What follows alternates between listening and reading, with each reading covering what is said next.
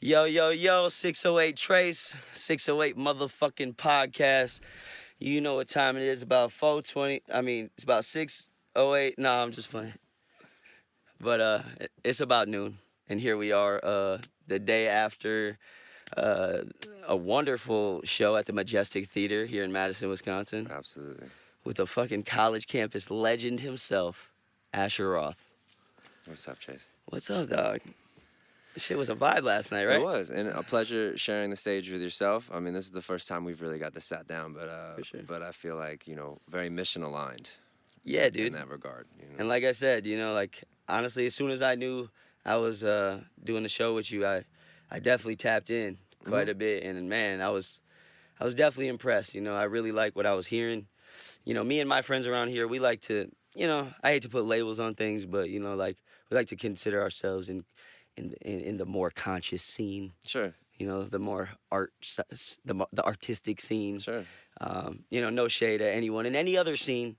But I just really like people that are using thought-provoking lyrics and putting the right messages in the music that's gonna feed the subconscious of the people That's right. in the right way. You know what I mean? That's right. Because that's what we're doing. That's right. We're projecting messages into subconscious minds, and including our own, especially our own, because we're the ones rehearsing the song. It's basically a mantra.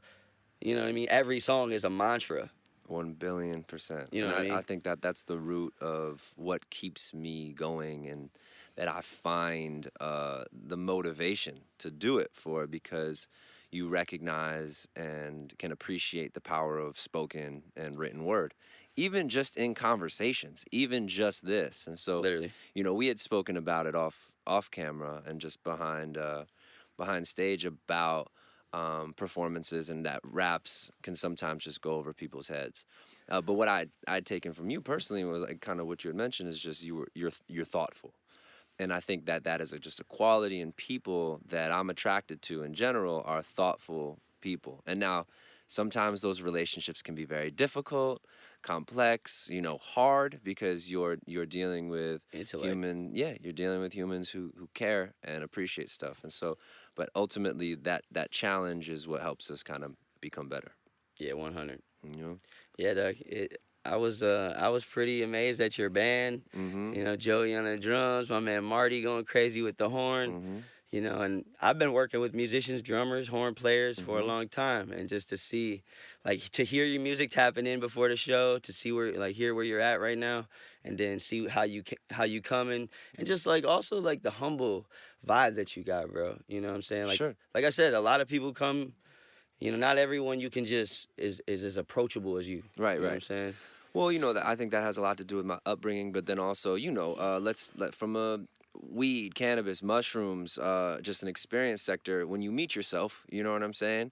You kind of learn about yourself a little bit. You have that humility. You learn about interconnectedness, and you realize, same thing with your spoken word stuff. Like, we're all in this together, And so I think it's tough when we're in a business, an entertainment business, that kind of feeds the ego a little bit, right? Kind of feeding the wrong wolf, so to speak. It's like it values different things. Exactly. And some people believe that that's the best way to kind of move forward, is let me kind of stunt, let me, this boast and bravado, and make it feel like I'm important. And again, that's kind of a quality that I'm not into. And so, the reflection, that what you put out into the world and what comes back to you. And so for me, it's been a really rewarding journey, because being in the major label music business to start, this kind of like Benjamin Button, so to speak, and like you had mentioned kind of in the introduction, this college record that also creates a persona. And in a beautiful way, it lays down this foundation for an audience, right? That people are connecting to me from a standpoint of having fun. Let's leave it at that, Sure. Which is a great starting point.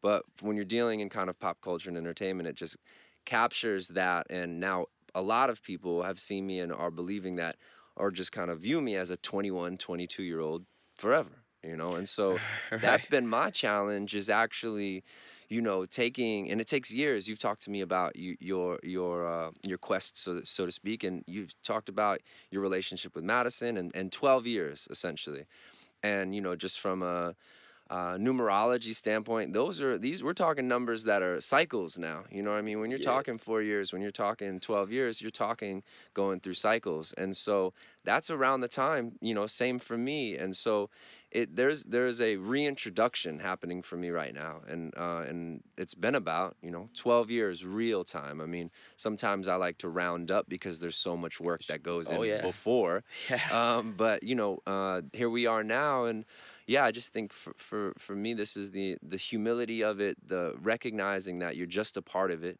and then relaying that message that I've been, that's been brought to me through various experiences, whether they come through communication with yourself or whether I'm high on mushrooms and like, oh shit, I get it. But those type of things are like, now we're the messenger, right? Not for real.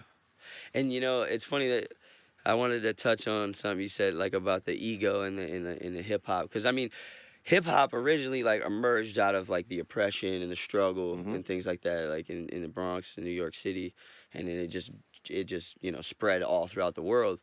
But like for instance, in the art form of rap, it's about wordplay and it's about metaphors and it's about bringing someone on a journey, on a ride, right? Like I go to these electronic festivals and I love electronic music, but sometimes it can't really hold me because a lot of times there's no lyrics. Sure, yeah. And the lyrics are the thing, at least for me, is what take me and grab me and they force my attention to follow it. You know what I'm saying? So it tends to keep me. But I wanted to mention about like the ego in rap. And strutting our shit in essence, right? It's like I like when people use it, but not in the way of like what they have or like they're the best or whatever. I like it when they use it in a way as like if they are using it in a way as like they're the best at something, it's with the rap shit. Yeah. It's like they're just stunting and flexing the talent that's literally right before your eyes. For sure. So, and there's always an element of that. The ego is a part of us, right? We always have to deal with that and keep that in check and balance. You know it. Every one of us. But I do sometimes feel like the ego can be a good thing. Absolutely. Like 100%. Like if you see someone like strung out on drugs, right? Like, like growing up, like my parents were on drugs. I used to see them on drugs. And it told me exactly what I didn't want to be. So in my ego, I'm like, I'm better than that. There you go. Even though I'm not better than anything. No, you know what I mean? I'm not better than anyone or anything. At the same time, my ego lets me think that I'm better than that in that moment. But that's for my benefit. That's right. So, I think, I think you should definitely strut your shit on the raps. No, and it is important. I But mean, stay humble, motherfucker. Yeah, strut and stay humble, but that's the balance, right? Yeah, exactly. Because at the same at the end of the day, I think the challenges in our lives. I mean, a lot of us, it's easy. It's kind of meaningless. Like, what are we even doing here, right? You know what I'm saying? And so everyone's going through this life trying to apply meaning to what we're doing, and people do that through their own definitions of success, what their success looks like, and then that's also specifically in America, that's bounced back to us of what success looks like, right? And so a lot of people are comparing themselves to somebody else's definition of success for a really long time, Right. And so you've done a really good job of surrounding yourself with people that start to let you know what it really looks like for you specifically. My version of success might look completely different. And so coming up through in the entertainment business, and that's the only way I can really describe it, was there was absolutely someone else's vision being pushed onto me. And it's the same thing with a lot of artists, is like projections, like mainstream artists, people can project whatever they want onto them. When you have the Drakes of the world, when you have the Justin Biebers of the world, like these are people who are ridiculously talented, work harder than everybody, but they're in this space where people can be people make them out to be whatever they want them to be. Right. You know what I'm saying? And there's something about this malleable character that's created that's kind of ambiguous, that people, allows them to be successful they're kind of for everyone.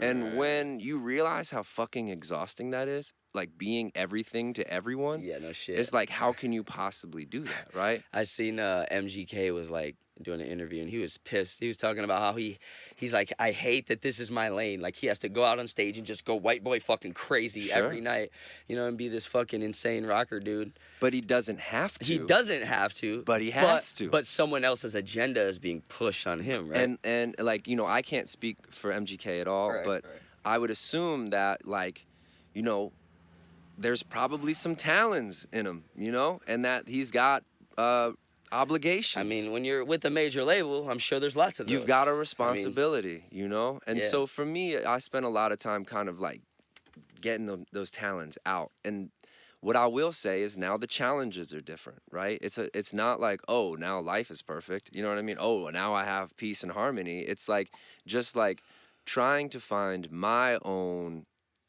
space, my own lane. You're comfortable in not knowing everything necessarily. You're comfortable in the journey of learning, and you're comfortable in knowing that you are in control of your own destiny, essentially. That's right, and it's got to be that way. I think it really gets complicated for a lot of people when it comes down to money and finances, because I think everybody would want to just be peaceful and live by the lake and be surrounded by their people and whatever it may be, but then they're like, I gotta make dough though. So this isn't unique to the music industry and identity in the music industry and finding our way through this. These are the same struggles that people go through when they're like, I'm doing what I have to do. I'm not doing what I want to do. Right. I'm doing what I have to do because I have children or a spouse or somebody that's like I'm responsible for, and we're also responsible for ourselves, right? And so to your point about ego as well, I'm materialistic to a certain extent. I like nice things. I like to go on vacation, and I like to buy drinks for my friends, and I like to eat nice food and all that stuff. That stuff costs money. Absolutely. And so, like, what do I have to do? How do I navigate this world while still having the pleasures of the material world, while still having harmony within myself? Maintaining that balance. Shit is not easy. I had a psychedelic trip on DMT one time, actually, where pretty much every time I've ever done that, I kind of like come into contact with some type of beings, bro. And they're telling me all these amazing things about the nature of existence and my life and my purpose on earth and all kinds of crazy shit. And they always talk about, and it's like the ego is always present in those trips too. It's kind of weird.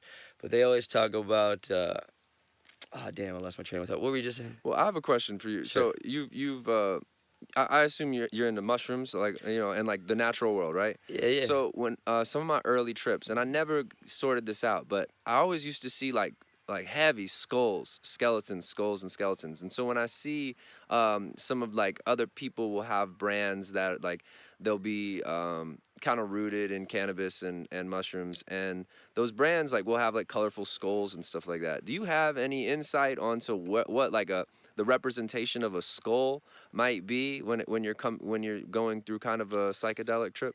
I mean, my interpretation anytime that I've had experienced something like that would be just that we are more than this life. You know what I mean? I'm always feeling like the skull is a representation of just the fact that we exist beyond that. You know what I mean? I mean, it's pretty weird. I never really experienced a lot of death. Like when I was 19 years old, my best friend, the first person I ever started doing music with, went missing, and he's been missing ever since. Oh shit. Yeah, and then so that wasn't a death though. It was just kind of a weirder thing. It's a death in its own. It is, way. And after time goes on, it starts to feel more and more like a death. But then like I was saying on stage, like 2 of my brothers, my girl's sister. Like we had like 8 friends and family members die this last year and a half. And no shit. Now, is this from drugs and overdose and stuff like that? Yes. Gnarly. Like Yeah. this is it's an epidemic, bro. It's affecting sad everyone. because all of the people that I know that are dying are all 30 and under, dude. You know what I mean? So leaving children behind. That's right. You know what I mean?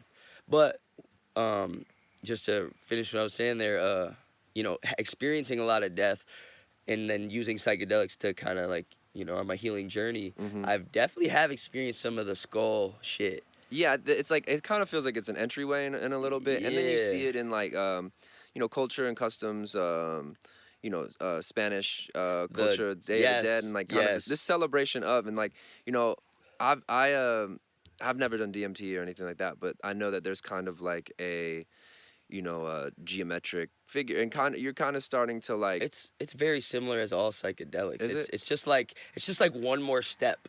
Okay. You know what I mean? Because it's like releases the chemical, or DMT is the chemical that get released when you're born and when you die, or something. Yeah, like that. And when you dream, and your body produces it. Like we're all holding right now. Your lungs produce it. There's a couple of your organs produce it, and it exists in most living things. And it's extracted from plants. It originated in Peru, in the rainforest, and they've been using it there for medicine for thousands of years. And honestly, it is definitely the most profound thing, like very profound, and just very like almost when you do it, like when you smoke DMT versus drinking the brew of ayahuasca, it's a very short duration. It's like 10, 15, 20 minutes tops. But it definitely, I don't know, like I feel like I have to earn my honor before I go back there. Like it feels very sacred because of how profound the experience can be. Because like just like shrooms, how it just goes deep inside you, and just takes everything to the surface. It's like that, except I don't know. It felt less like shrooms. Almost feels like a little more scary to me. Interesting. Okay. Yeah. They both feel pretty equally as sacred, but yeah, it's definitely a very, very deep and profound experience that has only really helped me and anyone that I know. Being around a lot of recovering addicts and stuff, I've been using psychedelics as I counsel my brothers and their friends and all of the people that are, in that life. And I've seen remarkable things happen. Man, bro, like great things have happened. There's science at this point. You know what I mean? And I think that we're coming a long way. Obviously, we talk about agendas and we talk about money a little bit, and there's some serious forces that are making sure that that's not the case. But you mentioned a few things kind of along the way, but the sacredness and the healing process in general, respecting that and appreciating that, and kind of the natural world. I live on the East Coast. I'm from Pennsylvania. I live in Philadelphia, and I was living in LA for a little bit. And again, no shade to anybody's preference, but being here in Wisconsin right now and looking out and seeing the change in the scenery in the fall and being a part of that brings me happiness. That brings me like I'm happy. Just that. Yeah. Just looking out, seeing some water, seeing the trees changing colors. That's like, okay, this is cool. And so for me, I try to keep that in my life and build around it, right? Exactly. I remember, I have something that I kind of support, the Cloud Appreciation Society, you know what I mean? Because, well, it's just appreciating some clouds in the sky. One, as a fair-skinned kid, you know what I'm saying? Like, the sun will beat the shit out of me. So just one. But then also there's this theory that if there weren't any clouds, we would be less creative. But to your point also about, like, drug addiction and all of these things is there's only so many outlets, right? And that's why the creative outlet is so important. And I thoroughly encourage the creative outlet for a lot of people. Tell you about it. Yeah, and that's even like same shit. I remember they were pushing coloring books during the pandemic, which is like kind of underappreciated because it's like, I'll work the front desk at Sunflower Philly. There's this little park that we have outside in Philadelphia that we use to support artists and support local businesses and all these things. And I work the front and kind of greet everybody. And we'll have slow days where only like 15, 16, 17 people show up. And I don't want to be on my phone because when you talk about attention and energy, this is sapping. Drainer. All day. Tell me about it. It's dangerous. Yeah. And so I'm trying to be a little bit better about that because this is an addiction in its own right. Bro, my kids will be on the iPads for a couple hours. And I'll be like, hey, Junior, baby, I'm like, time to eat.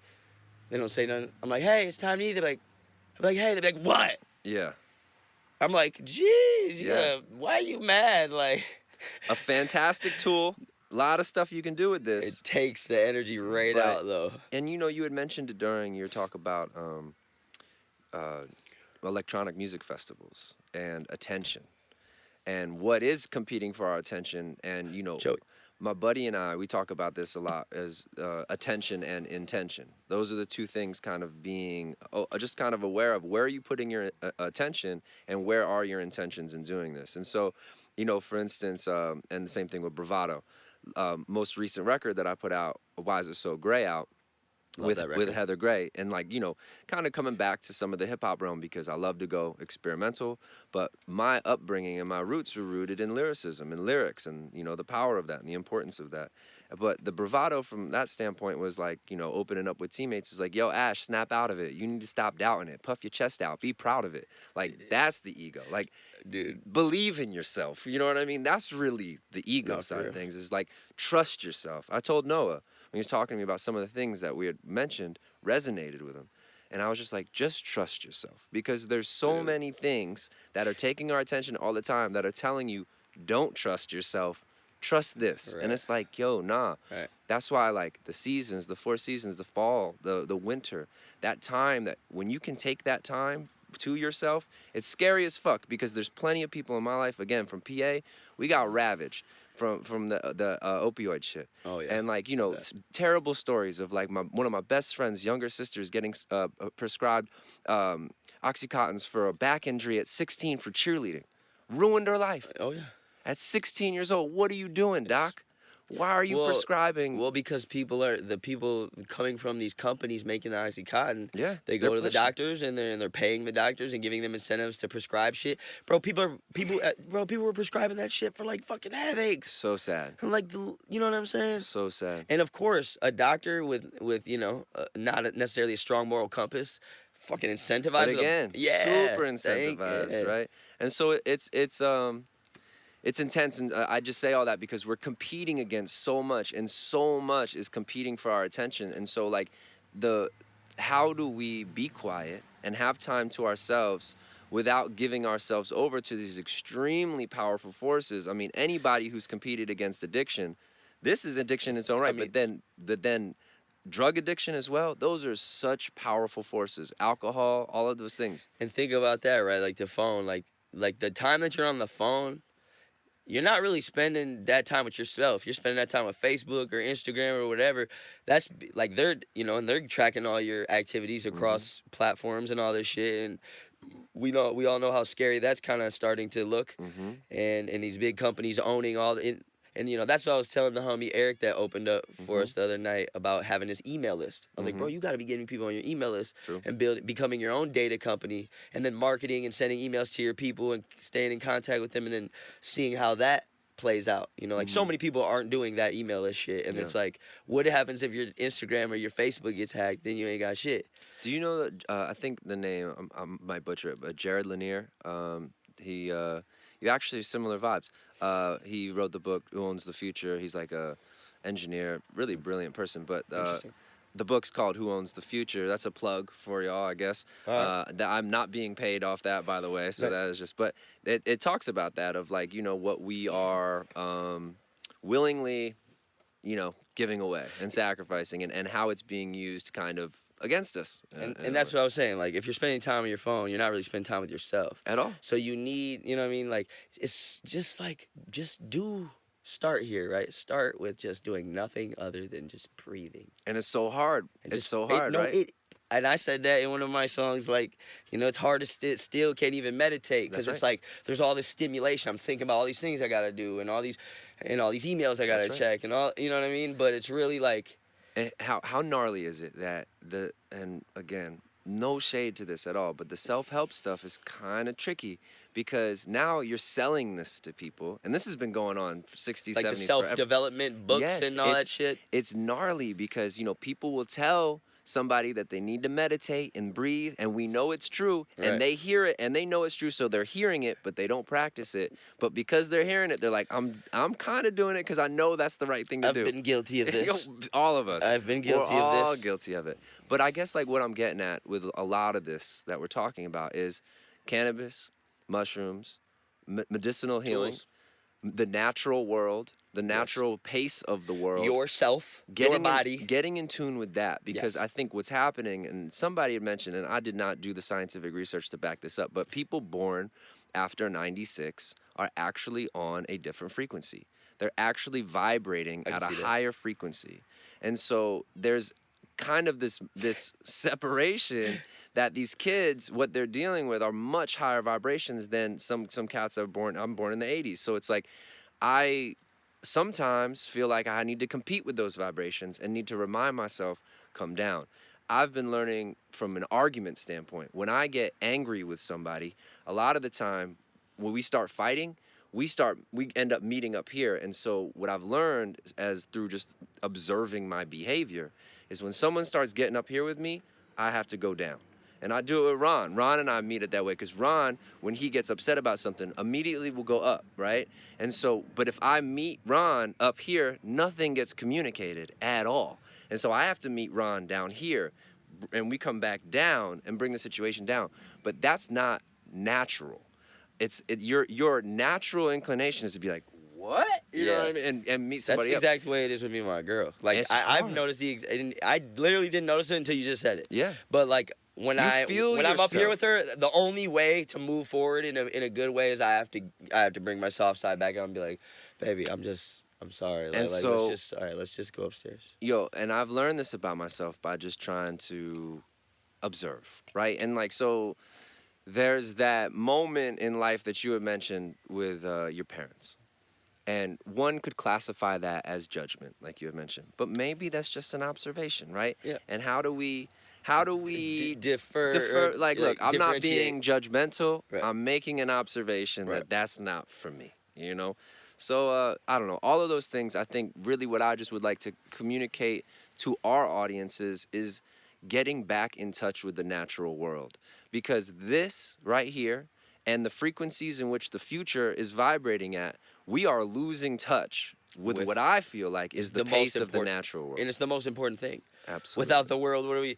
Like, bro, like, if this planet goes through some crazy climate shifts or something, we are not fucking ready for that. Yeah, and we're out. We're the first ones getting evicted. Over with. So anybody in any coastal city, anybody or in any fault lines, or it's like, what do you think you're gonna do? Yeah, it's gonna be hell on earth for you. The insects will like rule the world again. Yeah, like, dude, I don't. You know, are you familiar with the big blue hole in Belize? No. You never heard of that? No, I haven't. So in Belize, there's this famous big blue hole. It's like in the middle of the ocean. It's just a big hole that's darker blue and it goes down deeper, right? Okay. And I was always like wondering what the fuck was in there. Like, people scuba dive in there and all that shit.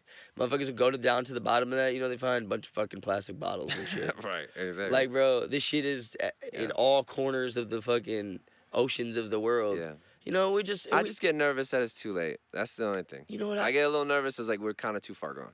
No, we're in the red zone for a lot of shit. Have you seen Kiss the Ground? No.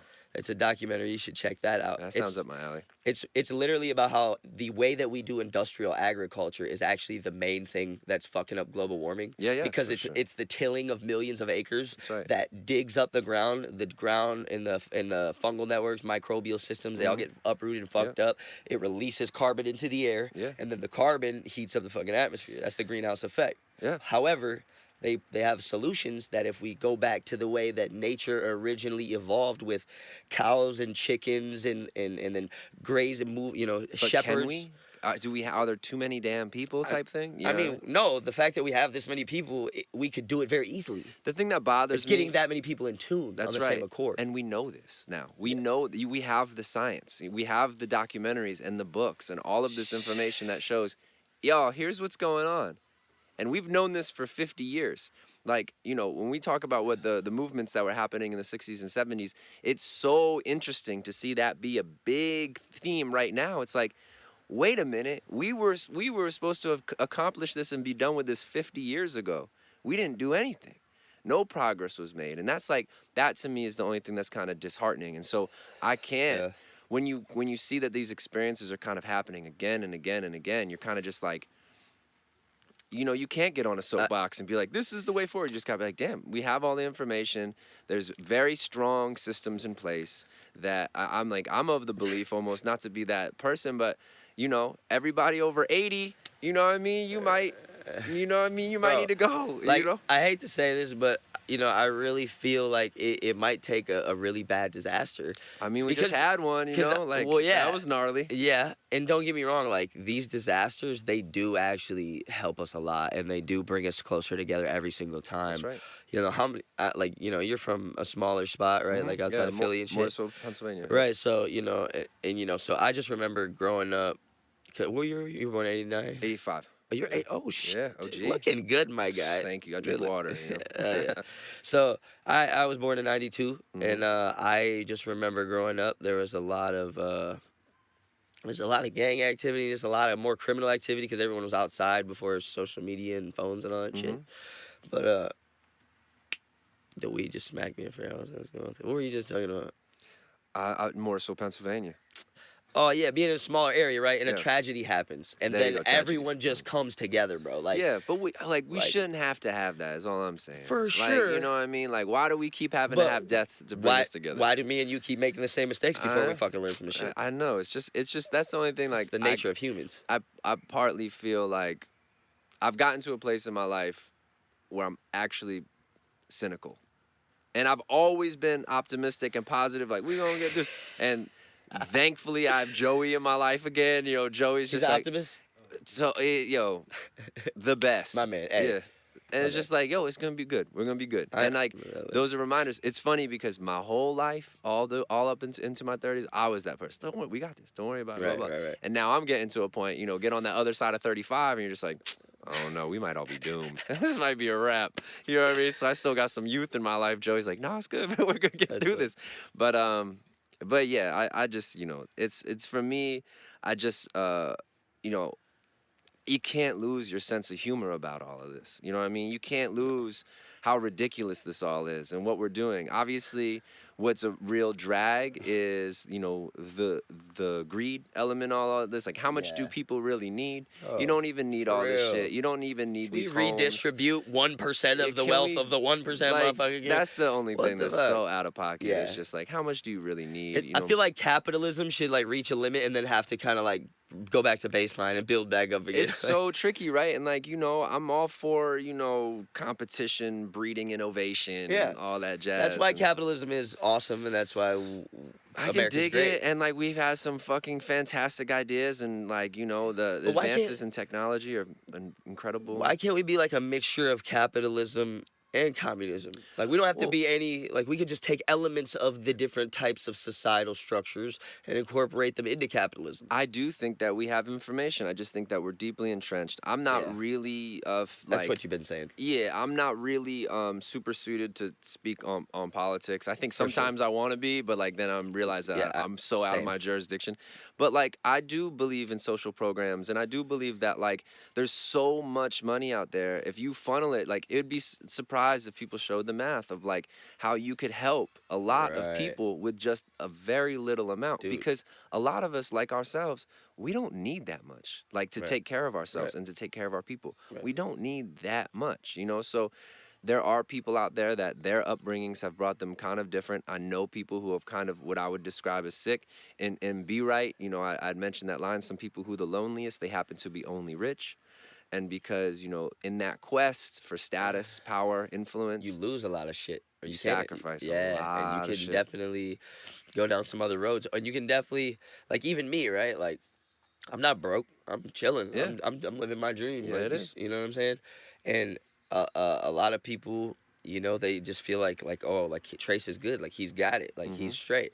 You know what I'm saying? So people tend to take advantage of that. So it's like there's pros and cons to everything. Absolutely. Like, yeah, don't get me wrong. Do I want to have a lot of money? Fuck yeah, I do. You know what I'm saying? And mostly so I can make sure I live the life that I want to live. Of course. And take care. Like you know what I'm saying? mentioned, something that brings you happiness is taking care of other people. Exactly. I'm in the same boat. Some of my favorite stuff is buying somebody a Just drink or a being with meal. them, just putting a smile on someone Yeah. else's face. It's just like why I would want to have money and be well off is to, spend it on somebody else kind of thing.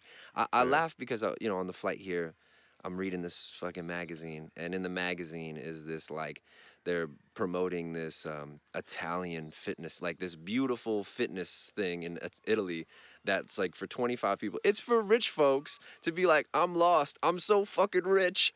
I'm fat and I'm miserable. So I gotta go to Italy and pay thousands and thousands of dollars to get me out of bed in the morning and go for a walk because I can't do it on my own because I'm so rich and sad. And just like, that's the stuff to me is just like, where, priorities. Priorities is all. Yeah. No, I'm definitely grateful that I didn't come from money because Sure. it just builds a much more solid foundation on what to value as a human in my eyes. Yeah. And you know, I really respect you, bro. That's love. I appreciate it, And and how you're vice coming versa. and how you're carrying yourself, bro, and just your raps and your music, bro, and yeah, This is what I it looks respect like. it. Yeah, You no, I already know. respect it for real. And I appreciate you welcoming us because, like, you know, as let's call it a tribal thing. Like, this is what it is. You know what I mean? Like, That's what I be telling all these motherfuckers. You know, yeah, like we a family, bro. that's Like it. we make sure we all good. We provide opportunities. This is what it is. Everybody does a little give and take. You know what I'm saying? We Spartans with the shields to Yeah, the you know, you gotta thigh be. to neck and shit. Yeah, Like you gotta be. And I think that's a lot of time is I need to get over this again because none of this is what we're talking about is absolute. This is our truth, right? This is what feels right to us. People are gonna have different vibes on it, but you know, I know that there's compromises people need to make when it comes to money. But like a lot of the time, for me, it's like I don't want to make some money with somebody that I don't want to eat food with. That's like as simple as that. Like if I don't want to sit at a dinner table with you and eat food with you, I probably don't want to make money with you and Nah, like for real. do business together. So you know, and unfortunately, there's a lot of people that haven't done the work, met themselves, had the humility, humbled themselves, and all that stuff. There's a lot of people in power that haven't done that, and so you're just like, fuck, man, I don't enjoy being around people who have made money and status and power and influence the most important part of their lives. And so now that's where the balance is at. All the cool motherfuckers, you know, don't have much sway. They just have their own little pocket, and that needs to be okay. I feel like for so long, dude, I'm just always like focused and like I'm gonna make it. Like I gotta make it. I Yeah. gotta like one day All we're of gonna us. make it. We're gonna make it. And like my friends and my girls are just looking at me like, You made it. bro, like what are you doing? Like you know what I mean? This is what we doing. So Yeah. it's like I'm looking. You know, I just gotta reframe it. Like, oh yeah, like honestly, yeah, I'm not broke. Like Yeah. I have everything I could ask for. Great family, great friends. I'm having hella fun. Yeah. I'm seeing the world. I'm traveling. Like I can't. What's the fuck, bro? Like, That's yeah, it. could always use a little bit more in the bank account. Of course, you know my cousins. But- My cousin really, and I told this to my dad, and he just rolled his eyes. What the fuck ever, you hippies or whatever. The fuck is, but he had mentioned that you know he doesn't have a lot of money, but he always had the money.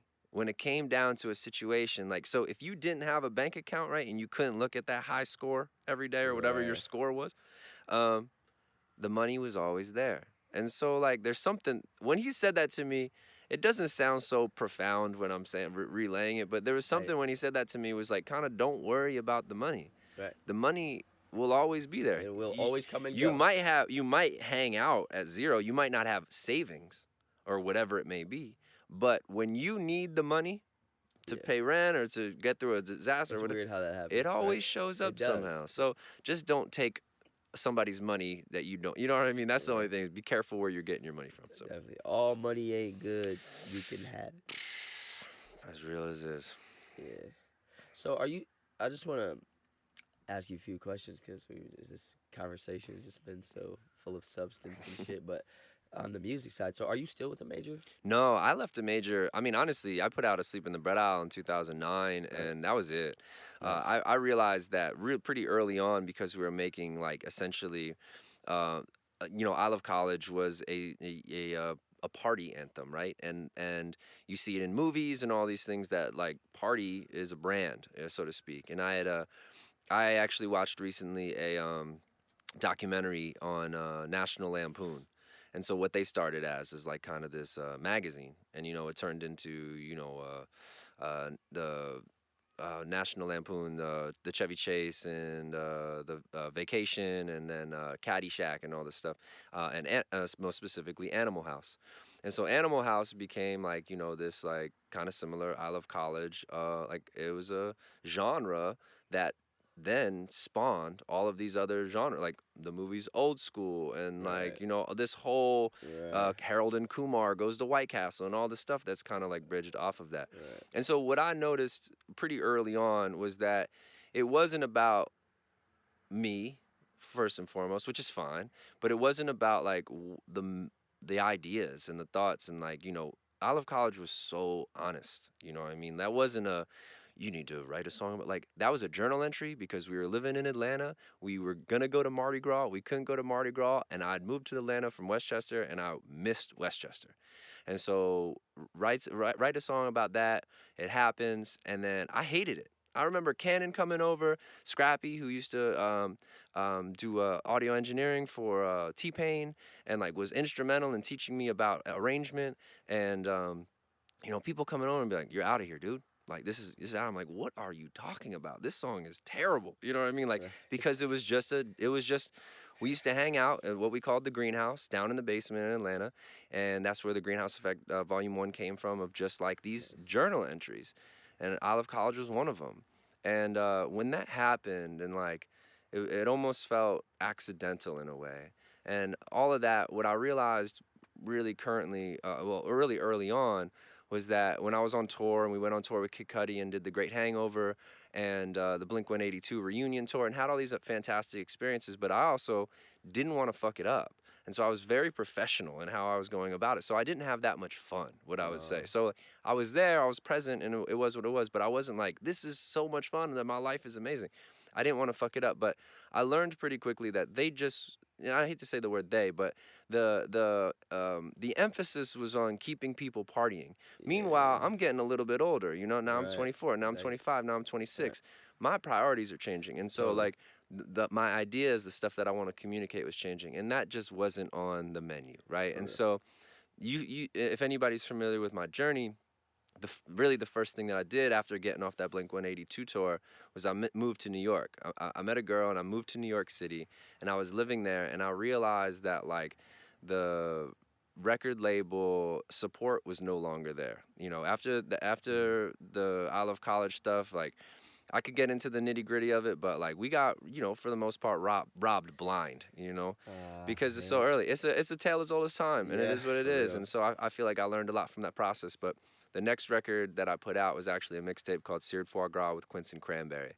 And I remember Peter Rosenberg being like, "Yo, this is the hottest mixtape out right now, but because you named it Seared Foie Gras with Quince and Cranberry, no one's gonna be able to talk about it." And it was really true, because you know these are, you know, it encompasses the same idea of lyrics and lyricism and ideas. Sometimes they just don't. You're not speaking the same language as somebody else, so you have to be very intentional and like almost like, all right, how can I communicate this message to you? Because how I want to say it might not get across to you. You know what I mean? So, so Seared Foie Gras, that was like 2000, I guess, 11, and that was really my foray into independence and what I call the scenic route. And so it's been so much more enjoyable, but you don't get the same amount of support. Like, for instance, I haven't been on a tour bus since 2009. Now, at the same respects, going through having a tour manager at the time, having an accountant, like a business manager, so to speak, they see all the money first. It's all going to them. They're paying themselves first, and then it comes to you. But you're just trusting these people have my best interest in mind.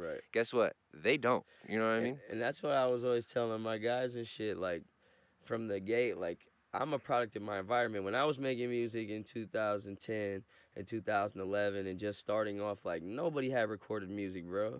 Like, very few people did. And then being one of the first people to have like a mixtape and a couple mixtapes, and you just keep progressing down that path. You have to start wearing all these hats. And I honestly seen where the shit was going. Russ was doing the DIY shit back then. A lot of people. And I remember thinking, okay, I'm eventually gonna, and that's when I moved up here. When I was 19, I studied audio engineering, music production at Madison Media Institute, and I told myself, we're gonna learn everything. We're not gonna leave this up to the next motherfucker, because at the end of the day, this is gonna be a marathon, not a sprint. Self-reliance. But it's ultimately, that's the direction we're headed. If this is what we're doing with our life, if this is what we're deciding, then we're all in. You know, we're gonna you know what I mean? Absolutely. And luckily for us now in this day and age, we've been enabled with the tools. You know, we got the internet, we got websites, we got fucking link trees, and I mean, I'm jealous in a way, because what you experience and are experiencing, what I would classify as natural organic growth, you know? And for me, again, it's like kind of reversed. I had basically the first thing that I'm doing is, you know, nationally recognized, and even internationally, I'm able to go over to Europe and stuff like that. But what came with that was the entire business. So everything is taken care of everything is taken care of for you, and you're not learning nearly as much. You're not growing nearly as much. And so 2011 was this kind of reset for me, and it was hard. because like there's all these things I'm like I shouldn't be doing this, you know what I mean? But like that's why Philly's so important to me, and like really hard for me to, you know, not be in Philly, because I would classify Philadelphia as serious DIY. It's do it I'm trying to yourself. come to Philly, bro, majorly. Please, Like, anytime we're there. honestly, there's a good chance I might come this month. 'Cause Yeah. I'm gonna be in New York for a bit. Yo, you should I let heard us the know. skate scene is raw too. I've been skating for over 17 years. You know, that's so I do that skate shit. very much so, very much Yeah. so. And so like, you know, that is such an important reminder to talk about humility and humble. And like it's the same thing. If you stunt in Philadelphia, nobody gives a shit. You know, you pull up in a Lamborghini, like everyone's like, all right, whatever. And so we're just really not impressed by that. And so you know, in the Northeast in general, academia, like these are places rooted in ideas and thought and concepts. That's what I really love about, and it's kind of like that in California too. I mean, it's Yeah, also for sure. a lot of that party shit. Yeah. But bro, you're talking about like the greatest minds in America are like a lot on the coastal side. Yeah. You know, like that's where shit's going That's on. right. A lot of things to study there with the geographic. Yeah. You know what I mean? And you know, situations. we had mentioned it too, you know, like when you come from the Midwest and you go to these like, you know, inner cities and stuff, you can be inspired because, you know, it's different. But, you know, that keeping that in perspective and not taking things for granted. I think for me sometimes I can get really exhausted with Philadelphia and like anywhere but here. But that's what's so It's a big place. Too, yeah, I mean, you know, it's just gnarly, man. Philly is just it kind of eats itself in a way. And so like, you know, but it's nice because we come out here, we go through all this, we get on the road, we're with each other, and then we get to go home. And Philly to me feels like home. That's what I love about it here too. You Yeah. know? Because here I'm like, I'm good. I know this place is my home, but then I can leave and go. And it's nice when you go to, like, I go to New York, right, and fuck with my homie Kid Super and his whole entourage. Mm-hmm. And it's great. Like, a lot of his people do music, so I do, you know, naturally linked up with them over the years. But then I get to go there for like a couple days, a week, and then I'm out. Yeah. No one's getting sick of me. I didn't wear out my welcome anywhere. There you go. I'm not spending too much bread. I pull up, I do the thing, I have some fun, I go over here, do something, you know, do something new, and then I go back to the crib. Yeah. My people are missing me, they're missing me. There you go. It's great. And you get to come home, you get to hear yourself think. I feel really bad for people who have to be on the road all the time and live out of a bag and in a hotel room. The shit is exhausting. It is. But this is what the work looks like, right? Yep. Yeah, I mean, you know, shit, when we was traveling around the country doing all that crazy shit, definitely sleeping on plenty floors, Yep. no pillows sometimes, Yep. dirty as hell, no shower. That's right. Like, it's stinky men all around. That's right. And on the real. This- You want to get some pussy, but you not. But no, it's been It's hilarious. it's been, you know, this word gets overused, but it has been a journey. I think that like a lot of the time, if the only moment that matters is right now, this current present moment, like we're doing all right. Right. Because everything that we've done has led right here, right now. Nothing else existed before this, and nothing else exists after this. All we have is this right here. We're doing all right. Present moment, And I tend to find myself in situations that if I take that moment to step back, I'm like, I'm with great people. I'm healthy. I'm doing all right. Everything's okay. Counting them You know what I blessings. mean? So, And look, that's about the 45 mark. sure. So I just, I do want to ask you a few more questions, though. Maybe Sure. we could do some short answers. Sure. And just for shits and gigs, right? Like, so you're from the Philadelphia area, right? Mhm. So who else is raw from Philly on the music side? Like, who's some people, some names to look out for, and some people Yeah, for sure. Yeah. Joey, anybody you want to shout out real quick though? Because you know Joey, on the music side. yeah, for anybody you want to producers, give artists. love to. But I will. Obviously, we have. I got a couple. Yeah. Couple quick questions. Yeah, it's like it's obviously the gang right here. Joey Sticks, Martronimus. They all have their own ventures on their own, obviously, which is really important. And we support a lot of people as well. Obviously, Philly's home of the roots, and so everything that bridges off of that is very influential. Nice. Off the top of my head, I mean, you know, you just get so involved in your own shit. It's like, damn, who else we got? Like, so also, right? Like, there's a really cool rock scene. what type of musical vibes like are? There's like, a band, Lady HD. Kieran is a really special ADHD? cat. Lady HD. Lady HD. Yeah, and Kieran is a really a light, and so I want to give him a shout out. Yeah. Nice. So that would be Yeah, because I like to go. I like That's dig deep in the yeah, shit. that's in And the rock world for I'm sure. gonna definitely check some of that So shit. yeah, that's just what comes to me right now. I'm sure For when I sure. leave here, I'll be like, oh man, bro. So, have you ever did you guys go to Love Park when the skaters were like just like killing that shit back That's then? Ronnie's world for sure. Yeah, Yeah, bro. That was a dream of mine as a kid to go to Philadelphia and it's skate at different Love now. Park. That's for I sure. know. It's no longer It's the I same. it's already it's know, 3D but printed. Was there, it wasn't the same, but I was there from 11 till they put the gates around it. nice. Yeah, bro. I'm about to come up. I'm pushing up, bro, on the board for Mhm. sure. You should. Awesome. All right, sick. And so yeah, like what type of musical vibes are you trying to get in? Like you got any? What are you working on any projects or? What? Yeah, I think most importantly for me, as I'm getting a little bit older, is artist development, and so like helping other people out and through their world because it's different. I mean, 2008, 2009, 2010, we talked about this. Like, I didn't have Instagram stories and the TikToks and all these stuff where you can like capture what's going on. It was like you posted a photo, maybe that was it. We didn't have Spotify, like Right, none of this stuff. right. It was MySpace. Yep. Facebook wasn't really on some promotional stuff. No. It was different. I And already so know. this is actually my first foray into new world promotion, so to speak. And so Right. it's a little exhausting, don't get me wrong, because again, it kind of ties you to yourself, and so you feel like you got to promote yourself all the time. It's just like it's a little exhausting. But you having fun on this tour? yeah, and that's the main thing is just trying to be here, because You guys sometimes having fun too? yeah, and we're just getting started, so you're welcoming us in a really good way, Sweet. But My pleasure. yeah, what was the question again? Just like what type of musical vibes? Oh, Like yeah, I'm influenced by everything, and so that's the one thing about hip hop that I love. It's like, from a sampling standpoint, that kind of got not a bad rap, but it just people started to when music was making money, like producers be hating on can't each other sample, yeah. sometimes, man. But the music DJ that Payne talks hip about hop that. records are sampling are all from all over the Bro, place. You know what I'm sampling. We saying? started sampling, bro. That's how it got. Yeah. Oh, I don't use loops. It's like Yeah. use loops, use samples. Like the Please. fuck, like who gives a shit? Please. No one cares No one what you cares. do to make it sound good. If And it it's sounds such- good, it is good. It's such a feel too, and You know what I such mean? something that I really appreciate. But that's another thing from music discovery is that like hearing a hip hop record and be like, yo, this is crazy, and then finding the record that was sampled to make that record. And there's then a the whole world record there. that record was sampled, and the record that was sampled, and Yeah. the record that was Exactly. Bro. So that shit's really important. real. So that's always there. But I feel very fortunate to have the parents that I have and the musical influences in my life, and to have an open mind on a lot of this stuff because, again, communication, rap, lyrics, and music are pretty much what I've seen to be a nice little thread, linear path to communicate with a lot of people. Like music for me is like, we don't have much else as far as like a fabric that ties the world together. And so, It's a universal lyrics language. sometimes get in the way. Electronic Sometimes. music is global because Yep. you don't have to understand what somebody's saying. And you know? language is like the biggest barrier It's a between all huge human. barrier. It's the biggest. Dude, It's- in North Philadelphia, I live in a Puerto Rican neighborhood, and I feel so bad because I don't speak Spanish. And I've mentioned this before. It's like I feel like we're getting to a point too where it should be almost mandatory to speak Spanish.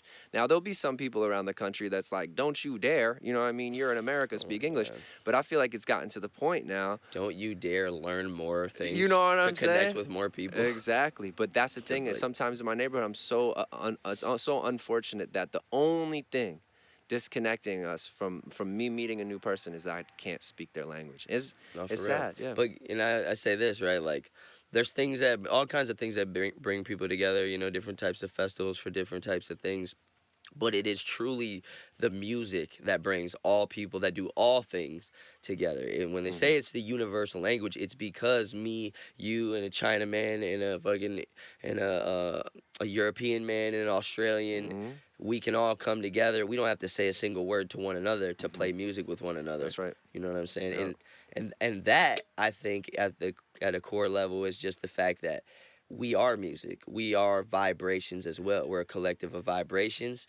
And that's why I truly feel like music moves humans so much, is because when the music is organized in a way, it speaks to you, it resonates with your soul. Absolutely. Like on the deepest level. And that's why literally music can change the face of the world. Some music festivals and some shows have seriously changed the world. You know what I'm saying? So that's why I do this shit, bro, is because when I was watching my first couple shows, as a teenager, like I started playing drums when I was in 6th grade. I played drums like mostly through like half of high school, and then I kind of chilled and went to rapping and engineering and producing. And now I just recently got back into playing drums. but it really the fucking weed, man. No, you're just saying you are music. Yes, you know what I'm saying, like literally. We are music. Literally, and I'm sure you've seen the frequencies when you like the sand, when you put the sand out and you turn it to Oh, specific yeah. and it takes on a geometric shape. yeah, like sound is vibration, and sound and incredible. resonance is something that we definitely have not come close to tapping back into. That's like, the best. Nah, for real. Super interesting and the best. Yes. Trace, thanks for hosting. Dude, like really, thank held us you down. for pulling up, bro, and For just literally from last night, the moment like the show started and just everything, bro. Like I felt like y'all was the guys. You know what I'm saying? For real. Like I fuck with y'all. Y'all welcome around. To do more podcasts with me anytime you're in town. And come to Philly. No, I'll show you around. I'm gonna be in New York like the 19th through the 26th. Of this month? Yeah. Okay, I'll be away, but Okay. the friends will be here. No worries. Yeah, I'll have to get y'all info too, bro. We can link up and skate and shit. Yeah. And most definitely, bro. I'm really happy we did this, bro. Appreciate y'all. Hell Hey, yeah. stay tuned. This one knows what he's talking about. Thanks, Trace.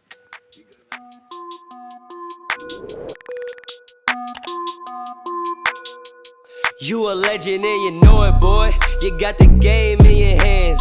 You see the vision in the plans. You a legend and you know it, boy. I know you really want it bad. You never leave it up to chance. You a legend and you know it, boy. You gotta show 'em how to act. Love it when they tell me that I can't. You a legend and you know it, boy. Know your name will never die. Just keep working on your mind. You a legend.